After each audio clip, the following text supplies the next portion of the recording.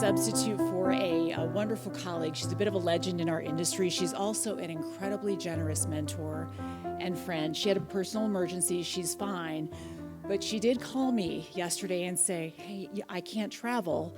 Can you fill in for me? It's a really interesting example of Jane Stevenson's ability to seamlessly pass the baton to the next woman, to give her an opportunity. I think it's a very powerful example. So I'm just thrilled to have the chance to fill those big shoes. On a personal note, I'm excited because in 24 hours, I'll be a grandmother for the first time. We're just on the cusp of that. Thank you.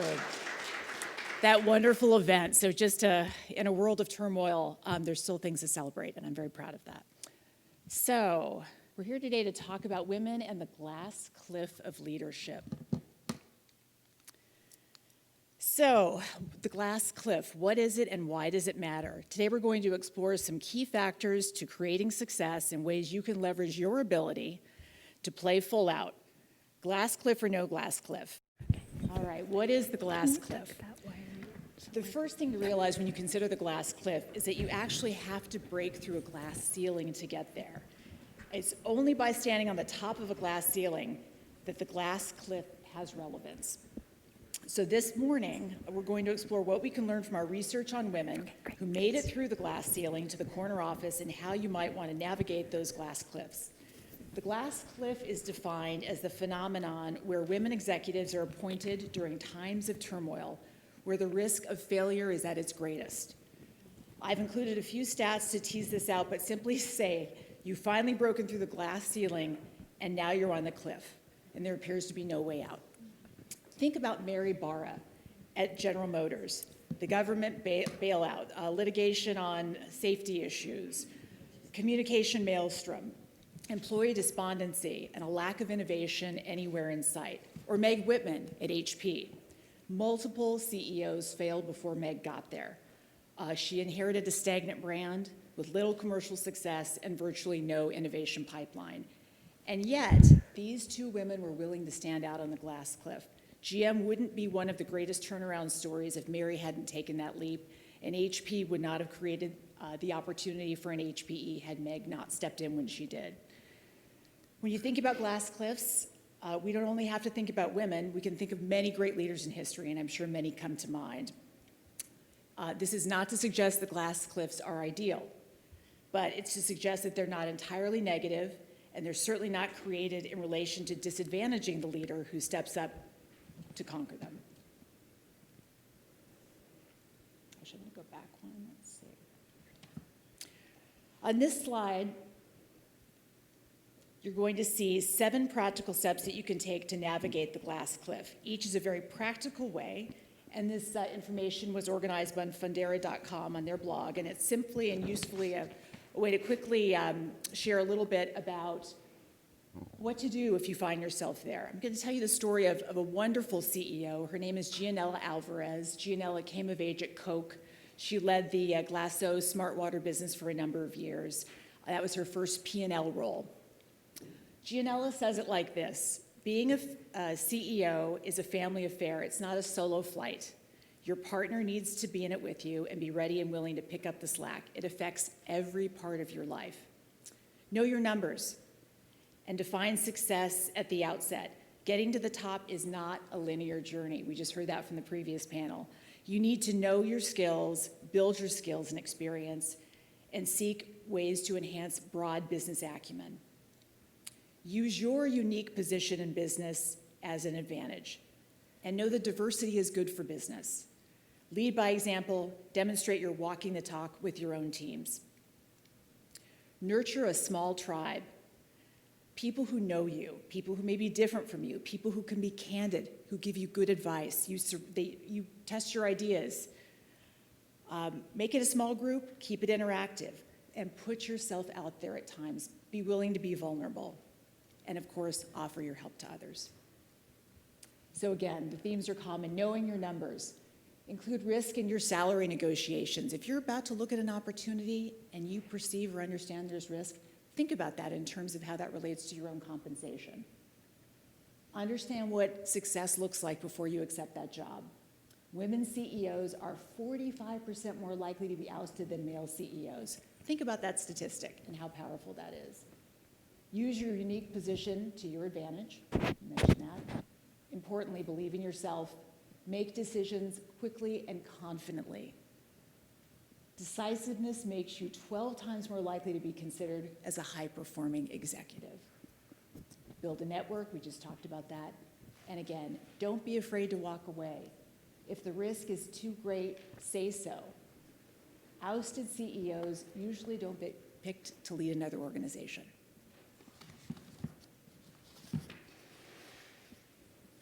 Differentiators for women. To think about this, we're going to explore a couple of key learnings from women who've gone on to become historic CEOs. Our company did a study with the Rockefeller Foundation as part of Rockefeller's 100 by 25 initiative to ensure that at least 100 women are CEOs in the Fortune 500 by the year 2025. So that research began about 2 years ago. And through that, we interviewed 57 Fortune 1000 female leaders. Women like Mary Barra, Ellen Kuhlman, Meg Whitman, Denise Ramos, Michelle Buck, Angela Ahrens, Ann Mulcahy, and many others. We looked at what made them successful in becoming CEOs and what we could learn from them to help pave the way for more female CEOs behind them. At this time, we're really kind of stuck.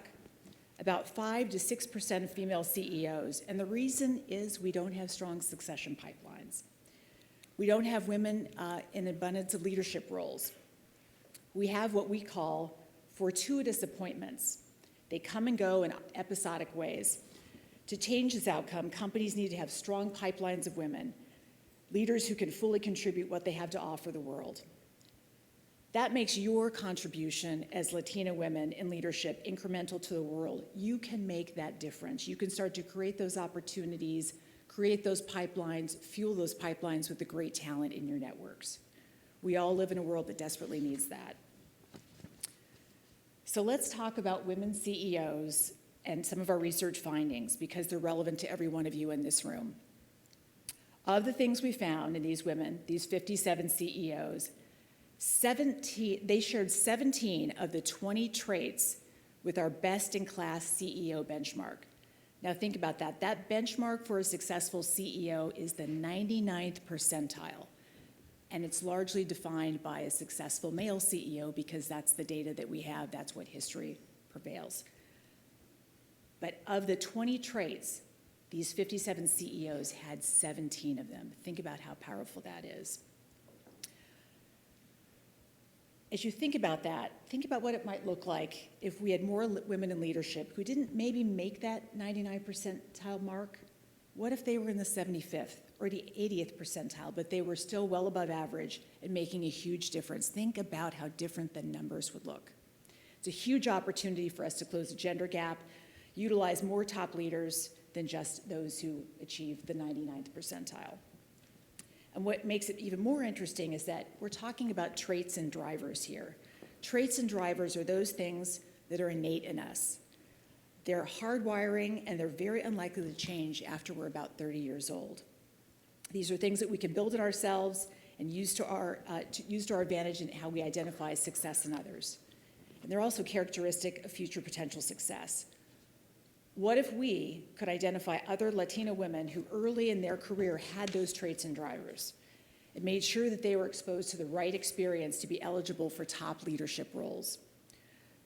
One of our biggest challenges in ethnic and gender gaps is ensuring that our highest potential women have the opportunity to develop their capabilities in the most critical pass-through roles, those roles that are critical to development, critical to advancement, critical to building a broad base of business acumen, and ultimately the roles that lead you to P&L leadership.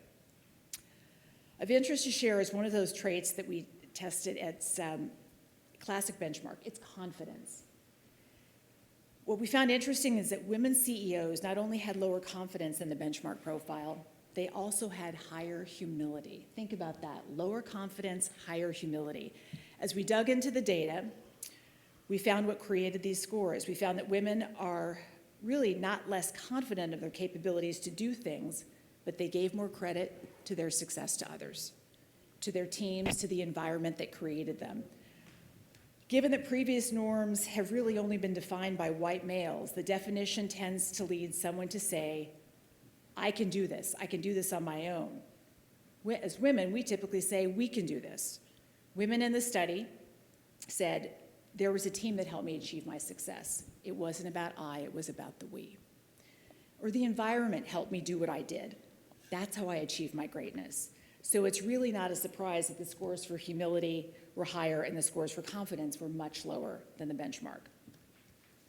There was also a very strong team orientation that was consistent throughout the study.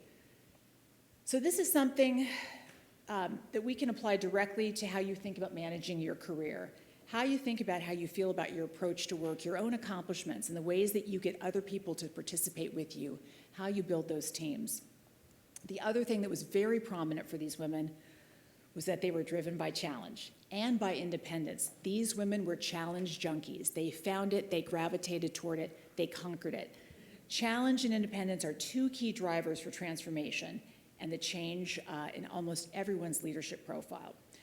People who tend to be innovative by nature have a very high level of independence to try new things and to do things that are uniquely different. That's what showed up in our research. Building on the last slide's key traits and drivers, there are also interesting ties to capabilities that can be defined early in one's career. There are 6 listed here that I'd like to spotlight: engaging and inspiring, developing talent, building effective teams, directing work, courage, managing ambiguity. These are things that show up early, and we should all be looking for them. These are keys to success, and in combination, they're incredibly powerful, and they were very consistent amongst the 57 CEOs that we interviewed.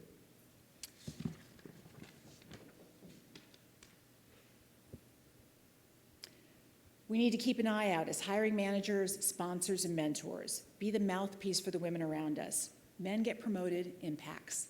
And when a man gets promoted from that pack, it gives other men in the pack more confidence about their future success. We haven't seen that much in women, and that's not that women don't have the ability to form those packs. There just hasn't been enough history. There hasn't been enough volume. And we can all change that. I want you to take that challenge with you today. Be an advocate for yourself, but also be an advocate for the women around you, and start to think about ways that you create those very powerful packs. Okay, now we're going to apply this backdrop of information and our research to what we call the 3 Ps: purpose, passion, and permission. I believe that these 3 Ps will unleash your power both as Latina women leaders and as leaders of transformation and change in general. I hope that something in these 3 Ps will help you flip that light switch that helps you think about your approach to leadership and team development in ways that are new and different. We'll start with purpose. As my friend Jane Stevenson likes to say, purpose is the engine and passion is the fuel. Purpose needs to be at the heart of all innovation, change, and transformation. Purpose is your beacon. It's the light ahead that helps us look forward and chart our course. One of the things that's most interesting about women is that we tend to be more purpose-driven than our male counterparts, and I bet many of you can relate to that. It's neither good news nor bad. It's just something positive and that differentiates us, and you should think about that in your approach to work. In our study, we found that 68% of women we interviewed were motivated by a sense of purpose. That's over 2/3 and a huge majority. And actually within that, about a quarter of those cited positive culture building as one of their most important accomplishments. Think about it, in the world that we live in today, an exceptionally fear-driven, politically volatile climate, we all need a lot of purpose in order to navigate that world. And I don't think that any of you are going to disagree with that. The opportunity we have to positively impact our own companies, communities, and the world at large is not only a positive for women in leadership, it's an imperative, and we all have the ability to contribute. If you haven't gone through the exercise of considering your own purpose, it's important, it's hard work. I work with an executive coach. It was probably one of the most taxing exercises that I did, but it really is what fuels me at work and also in my personal life, and I think there can be that connection, and you both sort of alluded to that. So thank you. Okay, So as you can see from this slide, there tends to be a model about how we think about career. There's a shape to it, and we generally think about it as a funnel with the widest opening. So we take our experiences and we figure out how to channel them into that funnel to really understand, well, what are the viable options for me? I've done all of this. How do I squeeze that into something that's real, that makes sense, that fits who I am? As such, we end up with a narrower range of choices because we started with assumptions that aren't necessarily innovative, they're historical. They're based on our career assumptions and not necessarily on what's possible or what inspires you to achieve more in life. I think it's particularly important to highlight this for women because we're always looking for how to maximize our time, how to get the most done, how we approach work based upon what we know. I'm challenging every one of you today to think about it differently. Think about your career through a lens of innovation, but to do that, you have to think about shifting the focus of your direction and how that connects back to your purpose. What we're talking about here is knowing what you want to impact on the front end, and then start generating ideas to help you achieve that. So that sense of purpose is not just your individual purpose as a person, it's also as a leader and how you think about managing your career. Think about the people you want to follow. They're the people who set a vision of impact, and then think about how to get that done. Today, I want to challenge you to think about ways to manage your career, starting with purpose, to think about how you can have impact, and then let that drive how you think about the career more broadly going forward and ways that you can have impact. A very powerful example is a woman named Darlene Nicosia. Darlene grew up in the supply chain function. She's a functional expert, but she defined her purpose in an interesting way. She felt that she was uniquely able to not only impact the bottom line as a supply chain expert, but also to impact the top line. That led her on a number of horizontal moves, again, not vertical, horizontal moves, that uniquely leveraged her purpose to create growth and opportunity, all while utilizing that initial skill set and career base. For example, she took on a role as an account representative in her company. She also had a stint in marketing, and this is a supply chain leader. These weren't obvious roles, except that they connected back to her mission. Ultimately, she took on her first P&L role, running a standalone geography for her business with P&L responsibilities, and as a result of that, she garnered the attention of the Foot Locker board and was recently selected as a director for her first public board. Darlene turned the funnel upside down, driven by purpose and the opportunity to create impact, but the impact that she wanted to have, versus thinking in the traditional vertical mindset of what jobs are available, how did my boss get there, what does the company expect me to do next? So you might be asking, even if I have a sense of my personal purpose, how can I really change the game at work? I would encourage you to think about your roadmap as more of a tapestry. It's not a linear line, but it's a thread that's going to fit within a larger picture. In other words, you're going to be using your unique gifts and interests that you currently possess to define your future roles, the strategy of your company, and how that all fits together so magically. When you weave those threads together, it's entirely possible to illuminate your purpose and understand the opportunities to create impact in much broader ways. So the question is, what's the intersection of your gifts? What does the world need to know about you and what you can contribute, and what are you actually committed to doing? Figure that out and share it with someone. Such an important message that I'd like to leave you with today. Go through those exercises, but take the opportunity to sit down with a mentor, a friend, a trusted advisor. Actually verbalize what your intention is. That makes it real. That makes you accountable. You might also get some great feedback, which is, the icing on the cake, but that intentional, deliberate step of verbalizing it to someone else as an audience can be very powerful. Okay, the next P, it stands for passion. Passion is super important to fulfilling your purpose, both relative to your own careers as women and also relative to being leaders of impact and change. I love this quote from Steve Jobs. It's one of my all-time favorites. If you're working on something exciting that you really care about, you don't have to be pushed. The vision pulls you in. I'm sure you've experienced it. I know I have. When you're working on something that you believe in, and you're going to use your passion and your belief together, you have your soul in it, and that makes a huge difference. Passion is the fuel that comes from the drive inside of us. And frankly, each of the Latina leaders that we spoke with for insights to develop this presentation today commented on passion and how important it was to them, particularly as Latina women. Half of the women viewed it as a decided plus and embraced it in their career journey. Interestingly, half of them found it to be somewhat hard to deal with at times, maybe having even negative side effects. So that passion was somehow flipped around as a potential barrier. Sometimes they were viewed as just a lot to handle with all that passion. So again, advice in terms of how you manage it, how you funnel it, how you channel it. All of this is real. It has to be navigated and harnessed. But passion is a huge asset for any of you and all of the organizations with whom you work. Male or female, Latina or not, passion is fuel.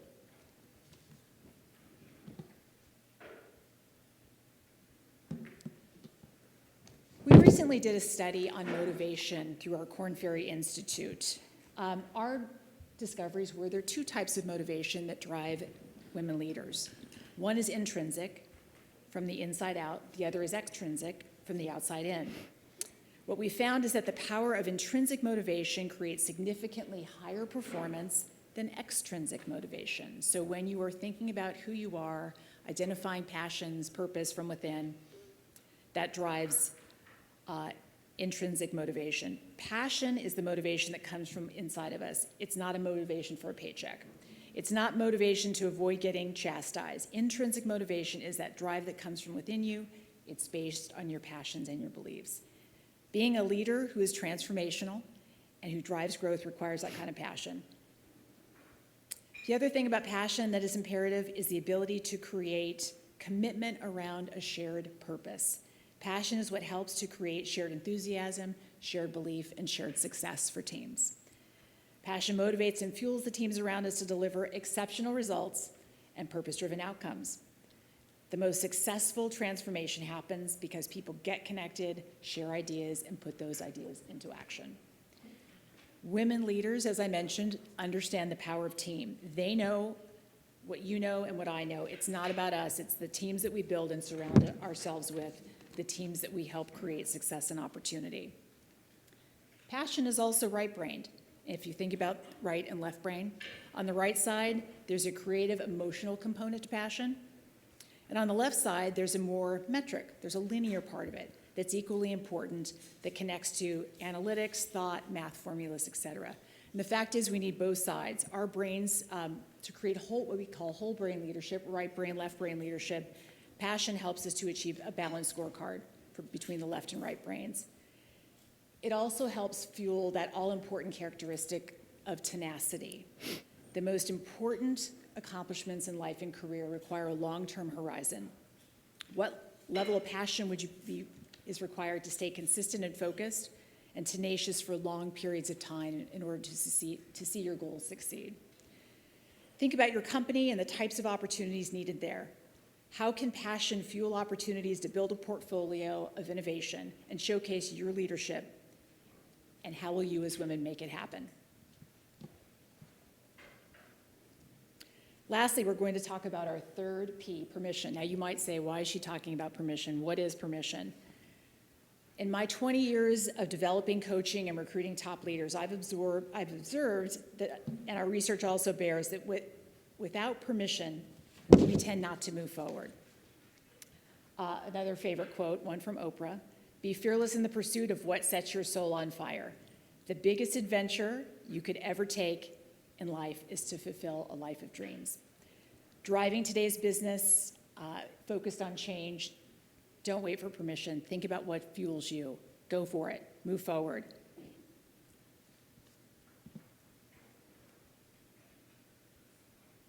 Back to our study about female CEOs. Incredibly powerful statistics. When women realized they could be a CEO. So what was that moment of time? 65% of Fortune 1000 CEOs who are female said someone else told them they could be a CEO. 16% said it only became clear when they reached another high-level role. They didn't start out thinking that way. 12% said they'd wanted the position for a long time, and they went for it. 7% said they never actually wanted to be a CEO. Think about that. 57 women in the Fortune 1000. 7% said they never even wanted the job, but they got it.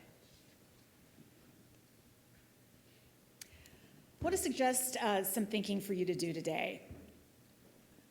What is it that you would do if you took on a C-suite role, not in service and title, but because it served your purpose? Is service possible in a world that you create that connects back to what you do best and what drives you, your purpose? What if someone didn't have to tell you that you could take on that senior leadership role for you to start moving toward it?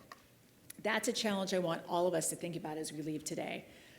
It's a challenge for us as women, largely because we just don't have as many role models. And we need to be thinking about how we create opportunities and advance ourselves in different ways. But give yourself the permission, don't wait for it to be granted. What's the worst thing that can happen? It's one of my favorite questions. So, of the 57 women that we interviewed, consistently, they based big decisions on life and career on this. What's the worst thing that could happen? When Jane called me and said, Perry, I can't make the trip. Can you fill in? I honestly thought about it. What's the worst thing that could happen? The only thing I could think of was that I fell on the stage, or I fell off the stage. Did anyone see Oprah fall on Monday? Yes. So the same day I got the phone call, Oprah Winfrey took a dive on the stage, making a speech that she's given 100 times. And you know what? She just got back up and continued on. That was kind of my moment. I'm like, you know what? I think I have to do this. And even if I fall, I'll get back up like Oprah. So think about it. What's the worst thing that can happen? Failure is fuel. Our previous panel said the same thing and left you with the same message. You're going to succeed. You're going to move on. You learn from it. You advance yourself. Dream big. And dream big relative to your career.